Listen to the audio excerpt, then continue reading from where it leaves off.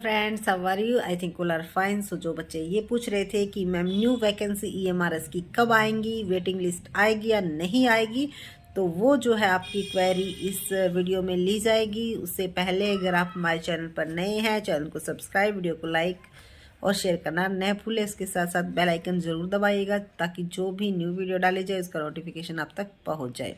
सो पहले डिस्कस करते हैं आपकी जो न्यू वैकेंसी आने वाली है। जैसा कि आपको पता ही है कि गवर्नमेंट ने अनाउंस कर दिया है कि 38,000 यानी कि 38,480 वैकेंसी आपकी टोटल मिला के आनी है, जिसमें से लगभग 10,000 वैकेंसी आपकी अब मार्च में जो है कंप्लीट करने की बात कही गई है, क्योंकि मार्च में आपका अप्रैल से न्यू सेशन स्टार्ट होगा, तो उससे पहले आपकी जो वैकेंसी हैं वो 2023 वाली कंप्लीट कर दी जाएंगी।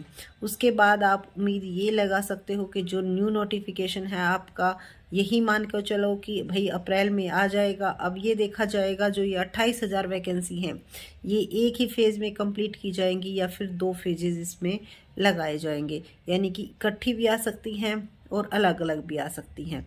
और रही सब्जेक्ट की बात कि भाई सब्जेक्ट्स किस किस की आएंगी, तो क्योंकि देखो नए स्कूल ओपन किए जा रहे हैं, फंक्शनल जो नॉन फंक्शनल है उनको फंक्शन में लाया जा रहा है, तो इसीलिए ऑलमोस्ट हर एक सब्जेक्ट की वैकेंसी आएंगी। तो ऐसा बिल्कुल भी नहीं होगा कि किसी सब्जेक्ट की वैकेंसी रह जाएंगी, क्योंकि सभी जो नए स्कूल है उसमें हर एक सब्जेक्ट के टीचर की रिक्वायरमेंट को पूरा किया जाएगा। तो ये टेंशन नहीं लेनी है आपकी कि मैम टीचिंग आएंगी, नॉन टीचिंग आएंगी, किस विषय की आएंगी। तो सभी सब्जेक्ट की आएंगी, टीचिंग और नॉन टीचिंग दोनों टाइप की वैकेंसी आएंगी। सिर्फ और सिर्फ आपको अपनी तैयारी पर फोकस रखना है, अपनी तैयारी को नहीं छोड़ना है। रही बात, जैसा कि मैं स्टार्टिंग से ही कहती आ रही हूँ कि भाई वेटिंग लिस्ट जैसा कि नोटिफिकेशन में मेंशन था तो ज़रूर आएगी, और उसके अंदर यही टाइम पीरियड मेंशन था कि 1 ईयर तक भाई आपकी जो वेटिंग लिस्ट है वो 1 ईयर तक वो बच्चे वेट करें। कभी भी कहीं भी वैकेंसी कोई भी खाली होगी, यानी कि कोई बच्चा 2 जगह सिलेक्ट हुआ है किसी भी वजह से, अगर रिज़ाइन देता है तो वहाँ पर जो वेटिंग लिस्ट में कैंडिडेट्स हैं उनके सिलेक्टेड होने के चांस है। लेकिन इसका मतलब ये नहीं है कि आप उसका वेट करते करते आपका जो नेक्स्ट एग्ज़ाम है उसको भी खो दो, क्योंकि जो बच्चे अब की बार 1-2 नंबर से रह गए तो वो बच्चे, बहुत सारे बच्चे ऐसे हैं जो कि निराश हताश होकर बैठ गए, लेकिन बहुत सारे बच्चों में से कुछ ही कैंडिडेट्स ऐसे हैं जो कि अब भी लगे हुए हैं, और जो बच्चे अब भी लगे हुए हैं उनके सिलेक्शन के चांस बहुत ही ज़्यादा है। क्यों? क्योंकि अभी आपके पास टाइम है, लेकिन जैसा कि आपको पता ही है एक बार नोटिफिकेशन आ जाने के बाद बहुत ही कम टाइम आपको मिलेगा। तो उम्मीद यही लगाई जा रही है कि भाई 1-2 महीना आपका, 1 महीने आपका फॉर्म फिल करने की जो डेट है वो दी जाएगी। उसके बाद 2 महीने का शायद टाइम पीरियड आपको मिल सकता है।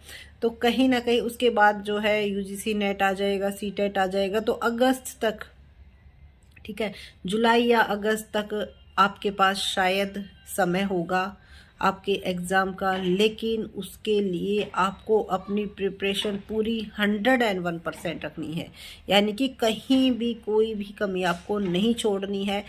जो पीछे आपने गलती की उनको रियलाइज़ कीजिए।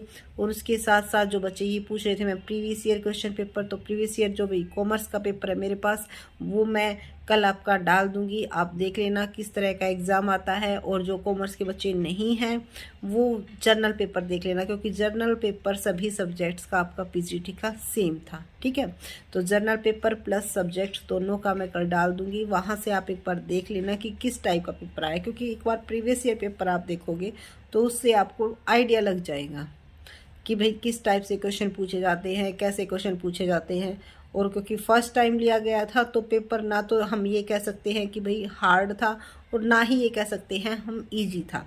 सिर्फ और सिर्फ बच्चों ने मार कहाँ खाई, सिर्फ और सिर्फ बच्चों ने इंग्लिश क्वालिफाई करने में, सब्जेक्ट में बहुत ही अच्छे अच्छे स्कोर बहुत सारे बच्चों ने लिए, लेकिन इंग्लिश की वजह से रह गए, ठीक है। और फिर भी कट ऑफ देखो कितनी हाई गई है। वैसे तो अभी तक नहीं पता चला है, लेकिन जो अनुमानन है, क्योंकि कई सारे कैंडिडेट्स जिनके मैसेज आए थे कि मैम 94 है, 95 है जनरल कैटेगरी की, लेकिन उन बच्चों का नहीं हो पाया। तो ये देखो आप कट ऑफ कितनी हाई गई होगी। तो इसीलिए हर साल जो है कट ऑफ का जो लेवल है वो बढ़ता जा रहा है। क्यों? क्योंकि बच्चों की जो कंपटीशन है वो लगातार इंक्रीज होता जा रहा है, वैकेंसी कम निकलती है और जो कंपटीशन है वो लगातार बढ़ता है। क्यों? नंबर ऑफ कैंडिडेट्स बढ़ते जा रहे हैं, जिसकी वजह से कंपटीशन भी बढ़ता जा रहा है। और जो नए बच्चे हैं उनका मुकाबला करने के लिए पुराने बच्चों को और भी ज़्यादा मेहनत करनी पड़ेगी। क्योंकि एक वही बात है, उस टाइम पे जो बच्चे अब पोस्ट ग्रेजुएशन करके आए हैं, ठीक है, नए नए बच्चे हैं, उनका माइंड फ्रेश है, उस टाइम पे उन्होंने वो सारे सब्जेक्ट अच्छे से पढ़े हुए हैं। तो उनका अगर आपको मुकाबला करना है तो आपको उनसे डबल मेहनत करनी होगी और वो मेहनत ही आपको आगे तक लेके जा सकती है। अब आपको बैठना नहीं है, अपनी लगे रहना है, ठीक है। कभी ना कभी ऐसा नहीं है कि भाई अप्रैल में नोटिफिकेशन नहीं आया तो कभी नहीं आएगा, नोटिफिकेशन ज़रूर आएगा। और यही चांस लगाए जा रहे हैं कि भाई ये भर्ती कंप्लीट करके मार्च तो इस भर्ती को कंप्लीट करने में लग जाएगा, फिर अप्रैल में आपका न्यू नोटिफिकेशन आ सकता है वैकेंसी के रिगार्डिंग। वो डिपेंड करेगा कि भाई एक फेज़ में ली जाएगी या 2 फेज़ में ली जाएगी, लेकिन ज़रूर आपका नोटिफिकेशन ज़रूर आएगा। क्यों? क्योंकि भाई स्कूल जो नॉन फंक्शनल उनको फंक्शनल में लाया जा रहा है, तो टीचर की रिक्वायरमेंट तो होगी ही। टीचर की रिक्वायरमेंट कहाँ से फुलफ़िल होगी? ठीक है, जब सिलेक्शन करेंगे बच्चों का तभी तो फुलफ़िल होगी। तो इसीलिए अपनी तैयारी आपको छोड़नी नहीं है, ये देखना है कहाँ आपकी कमी रही, कहाँ आपने गलती की, उस चीज़ को रियलाइज़ करते हुए आपको अपनी तैयारी बिल्कुल बिल्कुल बहुत ही ज़बरदस्त तरीके से करनी है, ठीक है। और जो बच्चे कह रहे थे कि मैम आप जो है कॉमर्स सब्जेक्ट की प्रिपरेशन करवा दो, तो देखो भाई बिल्कुल भी टाइम नहीं लग पा रहा है। वरना हमेशा हम वीडियो डालते, जैसा कि आपको पता ही है, जब भी टाइम मिलता है हम वीडियो डाल देते हैं, लेकिन अब जो है बिल्कुल टाइम ही नहीं मिल पा रहा, जिसकी वजह से भाई सब्जेक्ट की वीडियो हम नहीं डाल पा रहे हैं, उसके लिए सॉरी। लेकिन हाँ, जो बच्चे कह रहे थे मैम जो पेपर हुआ प्रीवियस ईयर का, वो पूरा डालने की कोशिश की जाएगी कि कल आपका जो है प्रीवियस ईयर क्वेश्चन पेपर डाल दिया जाए, ताकि आपकी थोड़ी हेल्प हो सके, ठीक है। तो ये श्योर है भाई वैकेंसी आएगी, वेटिंग लिस्ट ज़रूर आएगी। तो वेटिंग लिस्ट के भरोसे ना बैठे, सिर्फ अपनी तैयारी पे फोकस कीजिए। वेटिंग लिस्ट आएगी, हो जाएगा, द बेस्ट है आपका।